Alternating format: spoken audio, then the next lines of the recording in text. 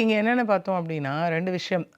ஒண்ணு இப்ப ப்ரிவென்டிவா நம்ம எந்த அளவுக்கு வொர்க் பண்ண போறோம் அப்டிங்கிறது தான். ஓகே. ஏன்னா, இப்ப வந்து இனிமே வந்து இந்த ரவுடிசம் பொறுத்தவரைக்கும் கொலைகள் நடந்துறக்கூடாது அப்டிங்கிறதுக்காக கிட்டத்தட்ட ஒரு 200க்கும் மேற்பட்ட ஒரு ரவுடீஸு, கிட்டத்தட்ட நேத்து பார்த்தா 1000த்துக்கும் மேற்பட்ட ரவுடீஸ் வந்து இது களையெடுக்கப்பட்டிருக்காங்க அப்டிங்கிற மாதிரியான நியூஸஸ் எல்லாமே இங்க பார்க்க முடிஞ்சது. அதுல 100க்கும் மேற்பட்டோர் கஞ்சா இதுல சம்மந்தப்பட்டவர்கள் மட்டுமே. ஓகே. அந்த மாரி இருக்கும்போது இந்த சிங்கப்பெண் சிறப்பு அதிரடிப்படை திட்டம் சொல்லும்போது சொன்ன விஷயமா இருக்கு என்னவா இருக்கு சொல்லும்போது சொன்ன விஷயம் என்னவா இருந்தது அப்டின்னா, தட் இஸ் சிஎம் அவர்களுடைய முதல் கையெழுத்து அதுதான் இல்லையா?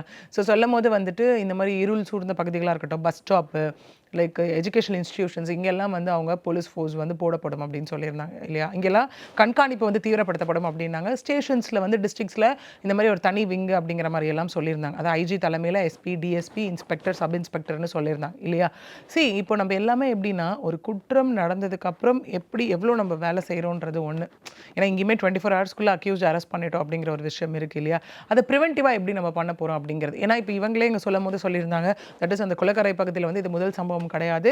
இதற்கு முன்னாடியே இந்த மாரி 5 சம்பவங்கள் நடந்திருக்குன்னு சொன்னாங்க இல்லையா?